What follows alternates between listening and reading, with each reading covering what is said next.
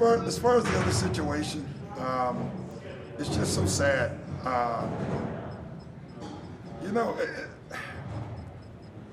What stands out to me is just watching the Republican convention, and they're spewing this fear, right? Like, all you hear is Donald Trump and all of them talking about fear.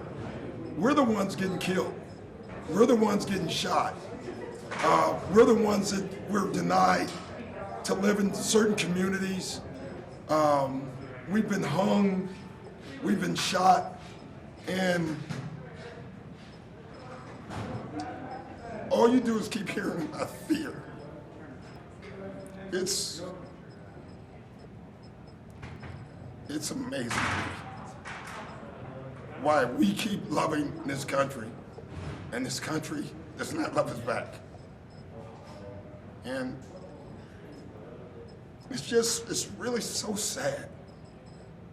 Like, I should just be a coach. And it's so often reminded of my color.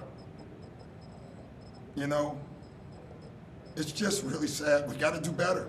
But we got to demand better. Like, it's funny. We protest, and they send riot guards, right? They send people in riot outfits. They go to Michigan with guns, and they're spitting on cops, and nothing happens. The training has to change in the police force. The unions have to be taken down in the police force. My dad was a cop. I believe in good cops. We're not trying to defund the police and take all their money away.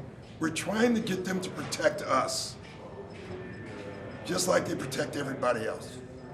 I didn't want to talk about it before the game because it's so hard. Like, to just keep watching it. That video, if you watch that video, you don't need to be black to be outraged. You need to be American and outraged. And how dare the Republicans talk about fear? We're the ones that need to be scared. We're the ones having to talk to every black child. What white father has to give his son a talk about being careful if you get pulled over? It's just ridiculous. And it just keeps going. There's no charges. Breonna Taylor, no charges, nothing. All we're asking is you live up to the Constitution. That's all we're asking for everybody, for everyone. Thank you. You want to get back to basketball? Coach, could I have a follow-up on that? Yeah. Just real quick. I mean, there's been players from the Raptors and the Celtics sort of weighing, do you play, not play? You said how tricky it is to be a coach. One thing I'd say, I think you always play. You know why? We can fight for justice, but we still should do our jobs. I really believe that. Because doing our jobs, people are seeing excellence from Americans, black Americans and white Americans. So I would still do my job. That's just my opinion. But if my players told me no, it'd be no. I can tell you that. It's when you watch that video, it's sickening. It's sickening. His kids were in the car. How do they ever get that out of their mind? How are those kids ever normal? And you've been in the spot deciding boycott, not boycott. What would your message be to players who are in this situation, weighing these kinds of questions really for the first time? My message is go after your dreams. You don't allow anything to take you away from your dreams. Doing the Donald Sterling thing, Matt Barnes and Chris Paul, DJ and Blake and all those guys, JJ Redick, they all pulled together. And at the end of the day, the one thing we decided when we were little kids and we were in the backyard by ourselves and we had these dreams about winning the championship, Donald Sterling was not in our dreams, and neither were these cops. And so they're not going to take anybody. They're not taking our dreams away. All right? And so that would be my message. Thank you. I have a few questions here on Zoom. Yeah. Doc, it feels a bit wrong to go back to basketball No, it's what we do. Like, I should be talking about basketball, and so it's what we do. Just, did you feel like the team connected to emotions? You talked about it being an emotionally weak last game. Did you feel like the team really connected on that level today? Yeah, we did. We did all things well today. Tomorrow, we just played together. We played hard. We were aggressive, and more importantly, like, it is a human game, and you make mistakes. But we just had so few game plan mistakes that I thought it was awesome. But it's one game. Sorry. Next is Miriam. Thanks for sharing your thoughts and congrats on the win. Thanks. Obviously, you said you weren't playing, and obviously excellence, and there was a lot of excellence today. How hard is it for you to focus on game planning in the playoffs when this troubling stuff is happening? You know, it's because we have to, like, our jobs are, we are basketball players, we're fathers, we're businessmen, and we should still be able to do our jobs.